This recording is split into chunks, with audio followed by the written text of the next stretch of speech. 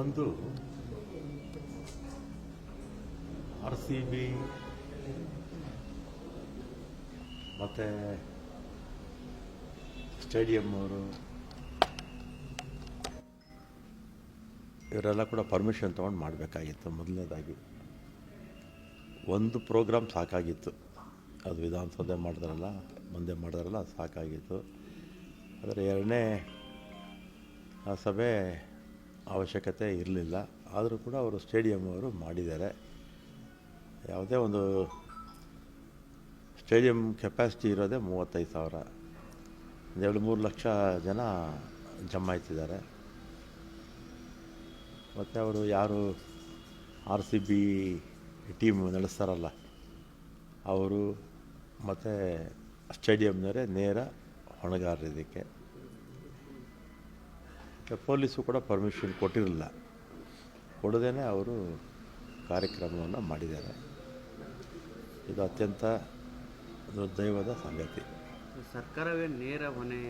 ಈ 11 ಜನರ ಸಾವಿಗೆ CM ಜೊತೆಗೆ ಉಪಮುಖ್ಯಮಂತ್ರಿ, ಗೃಹ ಮಂತ್ರಿಗಳ ನೇರವಾಗಿ ಹೊಣೆಯನ್ನು ಹೊರಬೇಕನ್ನೋ ನಿಟ್ಟಿನಲ್ಲಿ BJPಯವರು ಆರೋಪ ಮಾಡ್ತಿದ್ದಾರೆ. ಈಗ ಒಂದು ಸರ್ಕಾರ ಮುಖ್ಯಮಂತ್ರಿ, ಉಪಮುಖ್ಯಮಂತ್ರಿಗಳು, ಗೃಹ ಮಂತ್ರಿಗಳೇ ನೇರವಾಗಿ ಹೊಣೆ ಆದರೆ, ಮೊನ್ನೆ ಉತ್ತರ ಪ್ರದೇಶದಲ್ಲಿ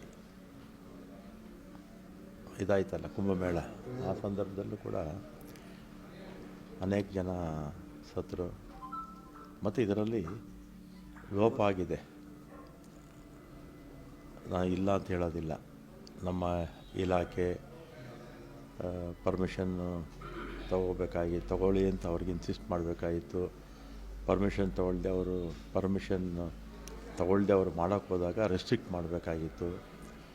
ಮತ್ತು ಜನ ಕೂಡ ಅವರ ಫ್ರಾಂಚೈಸೀಸ್ ತೊಗೊಂಡಿದ್ರಲ್ಲ ಯಾರೋ ಕಂಪ್ನಿ, ಅವರು ನಾನೇ ನೋಡಿದೆ ಅಡ್ವರ್ಟೈಸ್ಮೆಂಟು ಎಲ್ಲ ಉಚಿತವಾಗಿ ಬರ್ಬೋದು, ಏನು ಟಿಕೆಟ್ ಇಲ್ಲ, ಆದರೆ ಸೀಮಿತ ಸ್ಥಳ, ಸೀಮಿತ ಸೀಟ್ಸ್ ಅಂತ ಹಾಕಿದರು. ಜನ RCB ಕ್ರಿಕೆಟ್ ಪ್ರಿಯರು ಹೆಚ್ಚಲ್ವಾ, ಒಂದು 2-3 ಲಕ್ಷ ಜನ ಒಂದೇ ಸಲ ನುಗ್ಗಿದಾಗ ಇದಾಗಿದೆ. ಮತ್ತು ಸರ್ಕಾರನೇ 100ಕ್ಕೆ 100 ಭಾಗ ಅವ್ರದ್ದೇ ತಪ್ಪು ಅಂತ ವಿಜೇಂದ್ರ ಅವರು ಮತ್ತು ಅಶೋಕ್ ಅವರು, ನಾರಾಯಣ ಸ್ವಾಮಿ ಅವರು ಎಲ್ಲರೂ ಹೇಳ್ತಾರೆ. ಲೋಪ ಆಗಿರ್ತಕ್ಕಂಥದ್ದು ಆಗಿದೆ, ಆದರೆ ಸರ್ಕಾರನೇ ಅದಕ್ಕೆ ಹೊಣೆ ಅಂತ ನಾವು ಹೇಳೋಕ್ಕಾಗೋದಿಲ್ಲ. ಆ ಥರ ಸರ್ಕಾರದ ಮೇಲೇ ನೇರವಾಗಿ ಹೊಣೆ ಹೊರಿಸೋ ಹಾಗೆ ಆಗಿದ್ದರೆ, ಉತ್ತರ ಪ್ರದೇಶದಲ್ಲಿ ಕಾಲು ತುಳಿತಕ್ಕೆ ಮೊನ್ನೆ ಆ ಮೇಳ ಆಯ್ತಲ್ಲ, ಕುಂಭಮೇಳ, ಆವತ್ತು ಎಷ್ಟು ಜನ ಸತ್ತರು. ಮತ್ತು ಪಹಲ್ಗಾಮಲ್ಲಿ ನಮ್ಮ 26 ಜನ ಟೂರಿಸ್ಟ್ಗಳು ಸತ್ತರು. ಅದೇ ರೀತಿ 40 ಜನ ಸೈನಿಕರು ಸತ್ತರಲ್ಲ, ಅದಕ್ಕೆಲ್ಲ ಯಾರು ಹೊಣೆ? ಕೇಂದ್ರ ಸರ್ಕಾರನೇ ಹೊಣೆ. ಕೇಳಲಿ ಕೇಂದ್ರ ಸರ್ಕಾರದ ಪ್ರಧಾನಮಂತ್ರಿಗಳಿಗೆ, ಗೃಹ ಮಂತ್ರಿಗಳಿಗೆ, ಉತ್ತರ ಪ್ರದೇಶದ ಮುಖ್ಯಮಂತ್ರಿಗಳಿಗೂ, ಅವ್ರಿಗೂ ರಾಜೀನಾಮೆ ಕೇಳಲಿ, ನಮಗೂ ಕೇಳಲಿ ಬೇಕಾದರೆ. ರಾಜ್ಯ ಇಂಟೆಲಿಜೆನ್ಸಿ ಏನು ಮಾಡ್ತಾರೆ?